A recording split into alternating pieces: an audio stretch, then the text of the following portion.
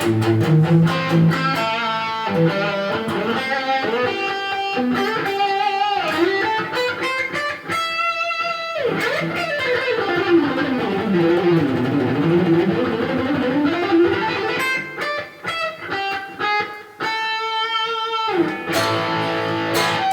is going on, guys? My name is Robert. Thank you for tuning in for another installment of guitar lesson goodness. So, something I want to start doing is, if you're new to my videos and you've never seen them before, you're probably wondering, who's this guy blabbing, talking in a high-pitched voice, wearing pajamas? That's just kind of what I do. You know, you'll see a lot of my videos, me and PJs. If you see these, you know that it's going to be an awesome lesson. It's going to be eggs and bacon pajama. Alright, so let's get started. So here's our first lick. Let's roll the sleeves up and get ready to rock. So, anyways, what we're going to do is we're going to come all the way up here. So a lot of times when you think of shred and solos, you think of, you know, people playing up here, playing quick licks and all this stuff. So why not practice up here? So we're going to practice all the way up here. We're going to go to, I do everything out of the key of E. So let's do it out of G minor for this first lick. And I've done a similar lick in a video, but I'm going to add a little bit of a twist to this one to kind of get you started with this thought process. So the lick is pretty simple, and I think that's important too. When you're first starting out trying to play fast things, look for simple licks. And my phone just went off, and that's my buddy Ryan. He's editing videos right now. Anyway, so when we're starting off, we want to play things quick, and a lot of times we fall into the trap, myself included in this still to this day, of playing things that are too difficult for us. So let's start with a simple kind of shred lick that's going to get our foot in the door and get us headed in the right direction. So it's a pentatonic lick. We're just going to go like this, nothing crazy.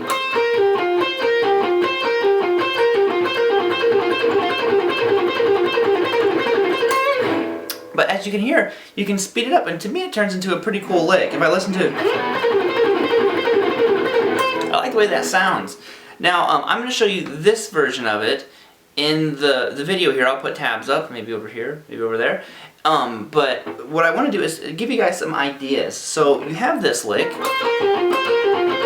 like I said, to me already sounds good. I like the way that sounds. I'm a pentatonic kind of guy. So, and I'm all for kind of getting the most out of your licks. So let's flip the lick around. Let's kind of do an ascending version of it. We're going to go, instead of, I'm sorry, I should tell you the frets too, huh? That one was 17-15 on the G and 17-15 on the D. And we just kind of repeated that. Okay, now we're going to flip it around. We're going to start on the D string this time and do 15-17 and 15-17 on the G. So the exact opposite of what we just did.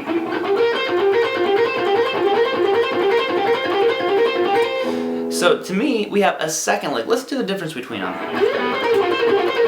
And they both have a cool, unique sound, and to me, they're definitely in that shred category. So we can take this one step further. So let's go back to the original one. And these are all just idea-based things, and it's not real complicated, so I don't think that you would need tabs in the full video. But let's double up on the 17-15 on the G. And then go to the D, 17-15, and do it again. So,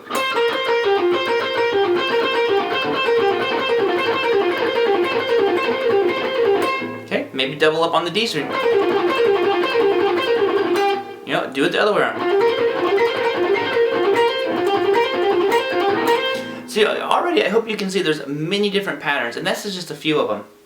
So, I'm going to give you one more little example out of this one, and it's how to kind of get you moving without necessarily knowing a bunch of scales or any patterns like that. We're just going to take this pattern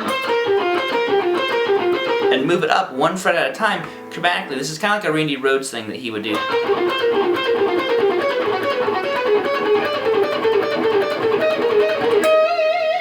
Now it works just as good descending too. You can sit there and go.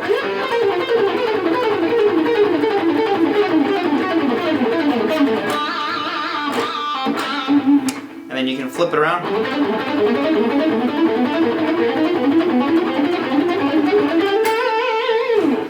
So that is the first lick, and just fill with a bunch of those ideas. Like I said, start very simple. You'll find a simple lick that still sounds good and is kind of what you're after is going to be much more rewarding and motivating to yourself to get into these more complicated shred licks.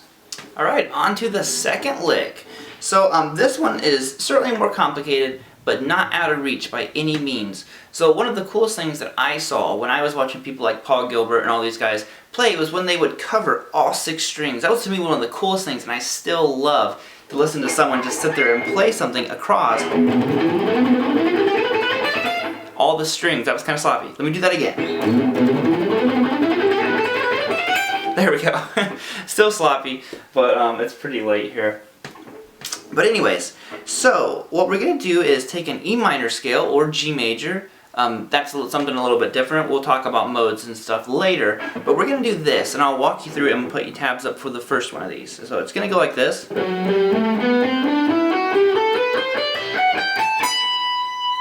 Okay, and like I said, I want us to focus up here. Myself included, when I first was trying to get into solos and stuff, this was kind of like strange territory. I'd spent so much time down here, suddenly I was up here with these tiny frets, my fingers didn't fit, and it's really like 2 different areas of the guitar that you really have to learn how to play in. So we're going to stay all up here for all of these exercises. So this one, like I said, is an E minor G major scale. And we're going to go 14, 15, 17 on the low E string, 14, 15, 17 on the A, and on the D we're going to switch it up, we're going to go 14, 16, 17. Same thing on the G, 14, 16, 17. Now on the B we switch shapes again, and we're going to do 15, 17, 19 on the B, and then 15, 17, 19 on the high E. Okay, so all those together would be this. Okay, and one thing that you've got to do with all of these licks is you want to get into the habit of anything that you can ascend, as in play up, you have to be able to descend it. So we played it like this. Now we've got to be able to play it the other way too. It's just as important. So now as far as picking goes on all these licks, you'll notice I use a couple different picking techniques. I'm either going to be alternate picking or economy picking. On this one I was economy picking. Or I might alternate pick. It doesn't really matter to me. I switch between them. It's just whatever my hand happens to do. Okay, my phone went off again. Google was giving me notifications now. But anyways, so now that we have this lick kind of established, let's start changing it a little bit. So once you're comfortable with the very first initial position, the first thing that we've got to do is get it out of sounding so scale-like. So one thing that you can do, and this is always helpful, is double everything. So without even trying to come up with some creative pattern, let's just double it all. Let's just sit here and go.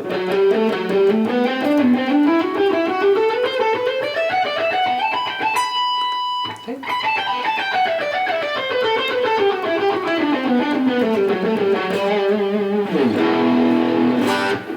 So that right away is already a pattern to kind of like practice, and you can do just ascending if you want, or maybe just practice descending.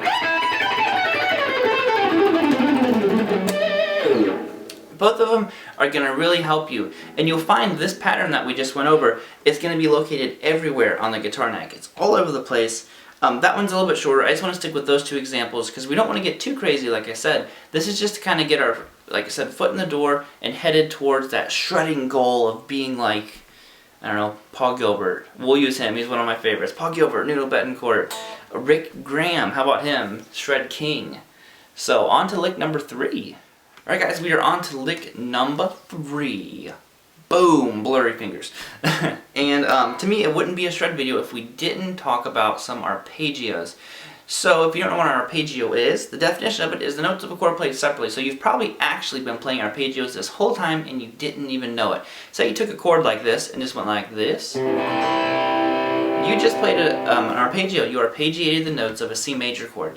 But in shred guitar stuff, kind of like metal and rock guys, when we hear a chord, maybe C minor, if we think of an arpeggio, we think of something more like this. Or even G major. Or maybe D major.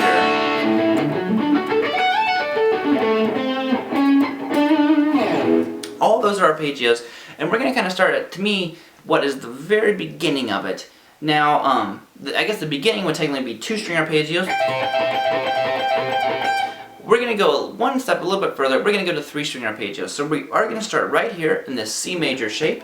We're going to go 15 on the high E string, pull off to 12, then you're going to go to 13 on the B, and then 12 on the G. So now you do not have to sweep. To me, sweep picking in the beginning was a very daunting task. You see people like Ingve sweeping, and it was just one of those things I'm like, I'll never be able to do it. So don't even worry about it for right now. We're going to alternate pick this. We're going to pick down, up, down, up.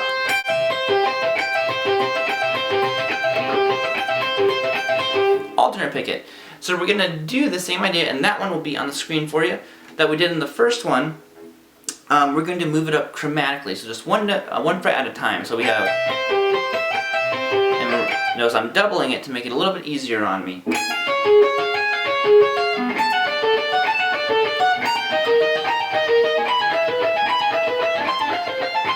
And this is a great way to move around the fretboard if you're not real familiar with you know, maybe modes and scales and shapes and arpeggios and chords and stuff that are in a certain key or scale. This is a great way to do it, and you still get a cool sound. Now, if you would want to sweep this, your picking would be a little bit different. It would be like this. You'd pick up, up, up, down, down. So, okay? So that would be if you were trying to sweep it, and you could do the same thing. Okay, well, I think that pretty much wraps it up for today's video lesson. I hope that you guys got something out of it. You know, just playing solos and stuff is such a cool thing. For me, I always looked back at these players and looked up to players, and I saw what they were doing, and I thought I would never be able to do it, and it was so rewarding when I could, you know, finally play that solo I've been working on for so long. So I hope that you're all at home bending them strings, playing those pentatonic licks. And most of all, hope you just have a guitar in your hand, you're rocking out with me, we're kind of doing this journey together, learning how to play guitar. And I hope you guys will subscribe. That helps me out a lot. And the thumbs up button. All those tools help all of your favorite YouTube guys out so much. If you are interested in Skype lessons, there are links below. I do give those. I'm not sure if I don't think I have any openings right now, but I do have a waiting list, I believe, going. So if you guys are interested in that, get a hold of me. But I will see you next time. Peace out. Rock on. And I'll see you guys next time.